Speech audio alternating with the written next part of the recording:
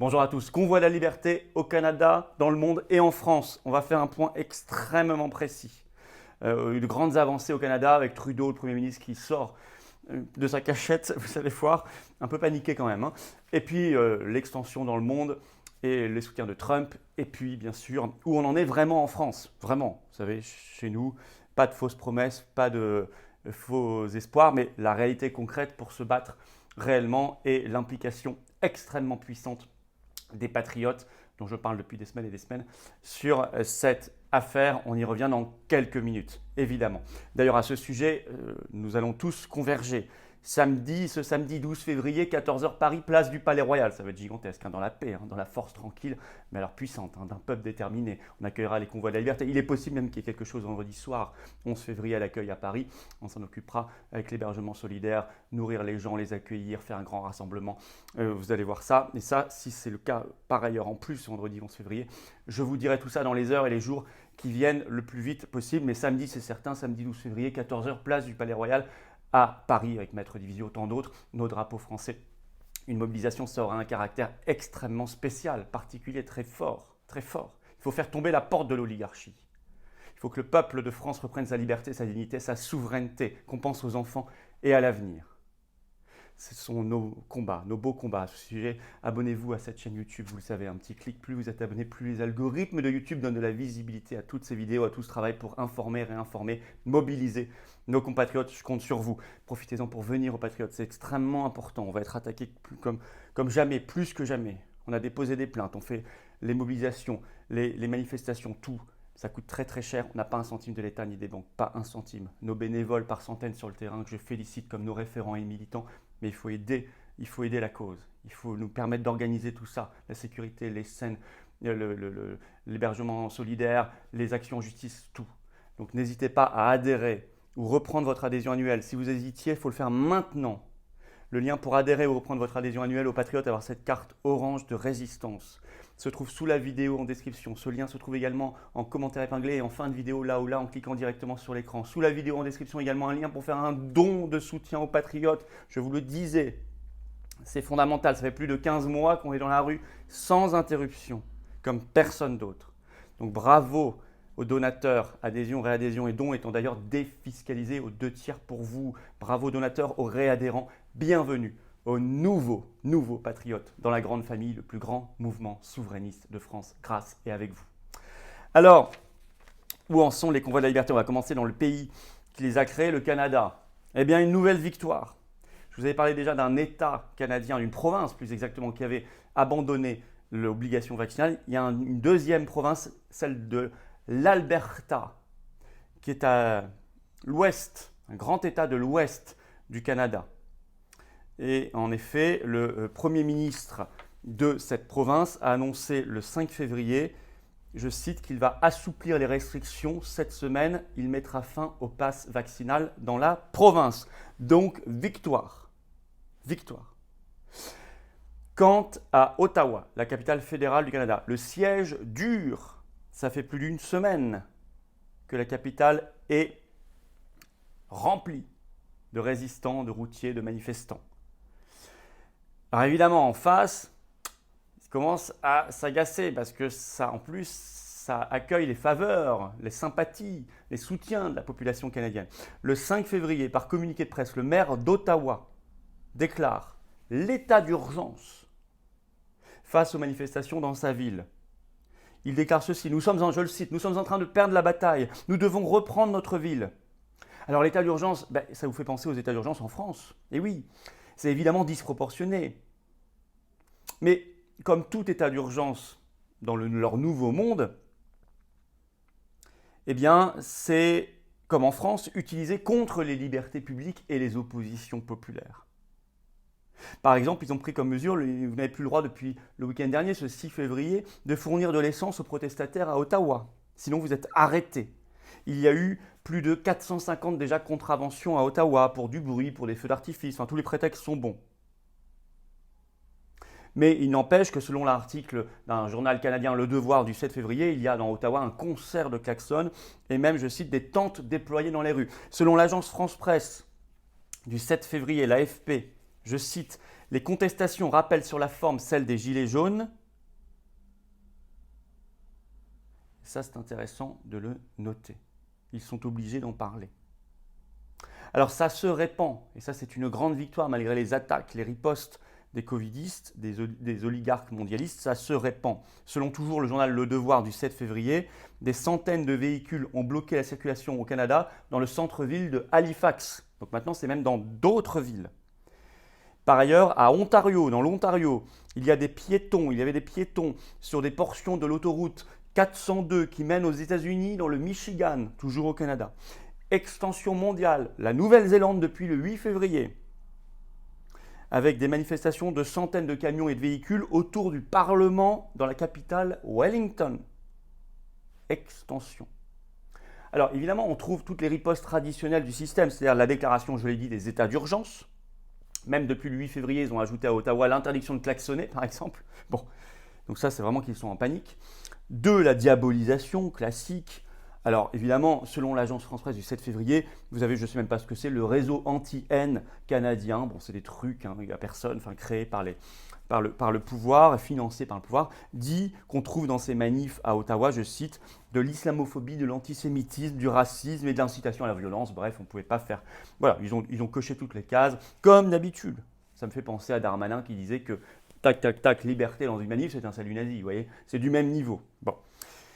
Et puis, alors là, c'est intéressant, le Premier ministre canadien Justin Trudeau est sorti de sa cachette. Vous savez, depuis une semaine, il était caché.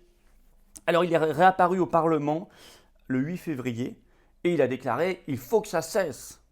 Jusqu'ici, il avait parlé d'une minorité marginale, sauf qu'il ne peut plus le dire parce que ce n'est pas si marginal, ce n'est pas si minoritaire que ça, manifestement. Alors, ils attaquent aussi le nerf de la guerre, donc l'argent. Alors ça, c'est quand même très grave. Vous savez, les Canadiens avaient mis en place, je vous en avais parlé, une cagnotte, un financement participatif avec le site GoFundMe. 10 millions de dollars canadiens avaient été récoltés, et bien 9 millions sur les 10 ont été gelés. Ça, c'est scandaleux, inadmissible. Ça, vous voyez, c'est la faiblesse quand même. C'est très bien le numérique, mais le problème, c'est que tant que vous ne le contrôlez pas par vos propres réseaux, vous êtes à la merci de vos adversaires, ce qui s'est passé là. Donc là, ça me fait penser qu'il faut absolument développer par les réseaux de la résistance des financements participatifs. Victoire malgré tout, évidemment, il y a eu des reculs. Je peux citer par exemple aussi au Québec, où ils ont renoncé à la taxe sur les non-vaccinés. Je vous ai cité 2 États, 2 provinces canadiennes déjà, dont l'Alberta, qui avaient cédé. Bon, et ça c'est extrêmement intéressant. Même Trudeau qui est obligé de sortir de sa cachette et de s'exprimer, c'est un recul de leur part. Ça fait tache d'huile à l'intérieur du pays, je vous ai parlé du monde. Ça devient mondial. Et puis, ça a un impact politique, ça rebat les cartes politiquement. Ça, c'est intéressant, ça a toujours été ma thèse du rapport de force. Le rapport de force qui rebat les cartes.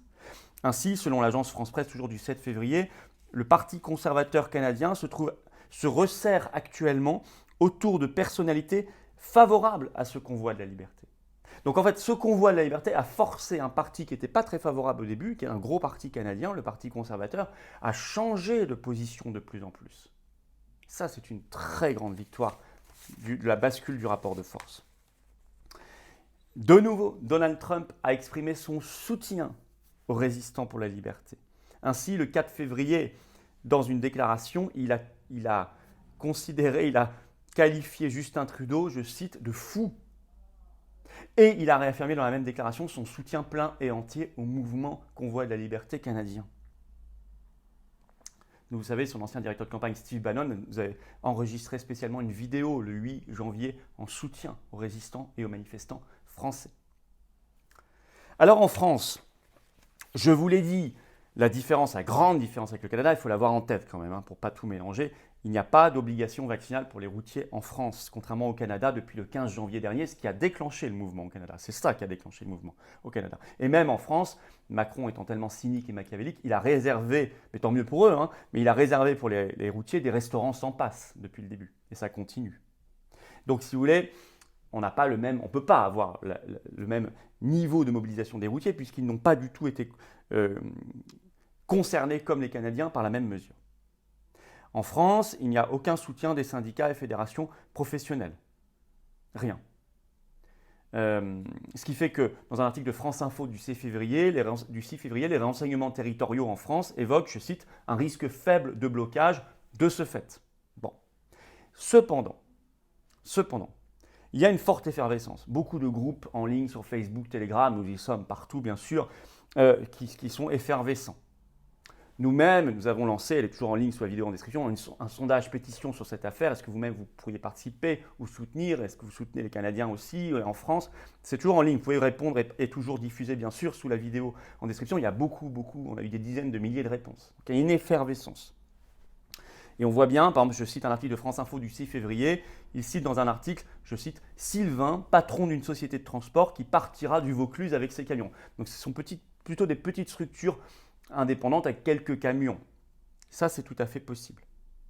Alors, moi, je dis, il faut suivre ce qui va se passer et ce qui se passe de minute en minute, d'heure en heure, de jour en jour. Et moi, je vais communiquer beaucoup ici ou sur Facebook ou sur Instagram. Il va falloir suivre parce qu'on doit absolument s'adapter à la réalité de l'effervescence et faire en sorte que ce soit le plus organisé possible, sinon ça ne fonctionnera pas et que ça aille dans le bon sens, vers les bonnes mobilisations. Pas que ça s'éparpille sur 10 000 revendications, sinon ça ne sera suivi par personne et ça ne sera compris par personne. Ce qui est certain, samedi 12 février, grand rassemblement de convergence, 14 h, Paris, place du Palais Royal, avec une dimension très particulière de cette journée. Possible, je vous l'ai dit, événement d'accueil, avec nourriture, hébergement solidaire, prise de parole. Vendredi 11 février au soir à Paris, je communiquerai en temps et en heure. Moi, je suis tout à fait d'avis, et nous le sommes aux Patriotes, qu'il vaut mieux faire pression ici sur Véran, Castex et Macron pour dégager ce pass vaccinal et tout le reste, et le masque à l'école pour nos enfants, etc., rester le plus longtemps possible le week-end à Paris, plutôt que d'aller à Bruxelles, où à Bruxelles, on nous dira, toutes ces mesures-là, elles sont du ressort des États membres, ce qui est plutôt vrai. Il y a d'autres gros problèmes à Bruxelles. Moi, je suis pour quitter l'Union européenne, donc ça, c'est un autre combat, le Frexit. Et il y a les problèmes de la négociation des contrats avec Pfizer, etc. Bon, je vous en ai parlé depuis des mois dans les vidéos, vous savez que je sais tout ça et qu'on en parle et qu'il faut le Frexit. Mais je pense que là, si on veut obtenir que le pass vaccinal dégage, le masque à l'école pour les enfants, partout, toutes les restrictions, que tout revienne à la normale et qu'on nous traite comme un peuple digne, libre et qu'on réintègre les travailleurs suspendus, les pompiers, les militaires, les gendarmes, les soignants, les infirmières, les médecins, etc. Il faut se battre. Il faut se battre ici. Il faut se battre ici. Par ailleurs, vous savez, des gens se sont inscrits sur la pétition, qu'ils regardent, qu'ils suivent leur mail. Il y a plusieurs mois, des gens s'étaient inscrits sur un formulaire pour des opérations routières. Ce n'était pas très mûr à l'époque dans l'opinion publique. Ces gens-là, on sait, on les a partout en France, on sait qu'on peut les mobiliser, qu'ils suivent aussi, le cas échéant, je ne dis pas que ce sera forcément fait, mais le cas échéant, qu'ils suivent leur mail. Nous organisons rapidement des hébergements solidaires. Et je demanderai en temps réel, partout en France, aux patriotes d'aller massivement sur les ponts, au bord des routes, en masse, en soutien au convoi, avec notamment des drapeaux français, des pancartes liberté, crier, chanter liberté dans la force tranquille, la paix, la masse populaire française. Ce qui est certain, c'est que l'absence de traitement médiatique largement, alors pas totalement, ils en parlent un petit peu, mais pas à la hauteur de ce que ça devrait être, et en tout cas, ils ne parlent pas assez du Canada comme ça devrait être, alors que c'est quasiment une révolution au Canada. Il faut ajouter au Canada que ils étaient aussi à Québec, et oui, le 5 février, devant l'Assemblée nationale de Québec. Des centaines de véhicules, des milliers, des dizaines de milliers de personnes, ils sont partis le 6 février au soir, mais ils reviendront dans 2 semaines. Donc si vous voulez, ça s'est répandu. Et le désintérêt de la classe politique, on va dire de 99,9% de la classe politique pour cette affaire, est inadmissible en France, inadmissible. Compensons donc en étant très présents, mobilisés et très en soutien ce que nous faisons, en s'organisant réellement, concrètement, attention, pas partir dans des trucs délirants qui partent dans tous les sens. Finalement, quand ça part dans tous les sens, il ne se passe rien, vous le savez comment ça marche. Il ne se passe rien, c'est tellement désorganisé que ça n'est pas motivant pour les gens pour y aller. Donc il faut faire les choses clairement, efficacement, avec un mot d'ordre clair, net, précis, sans concession. C'est comme ça qu'on se bat. Samedi 12 février, 14 h, place du Palais Royal à Paris. Maître Divisio, tant d'autres seront là. Très important, événement particulier. Abonnez-vous à cette chaîne YouTube, un petit clic. On se bat, venez aux Patriotes. C'est comme ça qu'on se bat, tous ensemble. On est largement le premier mouvement souverainiste de France, largement le premier mouvement pour la liberté de France. Il faut venir, tout le monde a sa place. Tout le monde sera le bienvenu, tout le monde peut contribuer. Mettre sa pierre à l'édifice dans un grand collectif. Pour les enfants, la France, l'avenir, l'humanité. Le lien pour adhérer ou reprendre votre adhésion annuelle aux Patriotes est sous la vidéo en description, vous le savez. Il est également au premier commentaire épinglé. Également là, regardez, en cliquant directement sur l'écran. Sous la vidéo en description pour aider à la cause. La possibilité par un lien de faire un don de soutien aux Patriotes et donc à la résistance tout entière. Adhésion, réadhésion, don étant d'ailleurs défiscalisé aux 2/3 à 67% pour vous, je vous le rappelle. Pensez-y. Où va l'argent, à Macron ou à la cause? À vous de choisir. Vous avez ce pouvoir. Bravo donc aux donateurs, bravo aux réadhérents, bienvenue aux nouveaux patriotes. On se bat. Vive la France!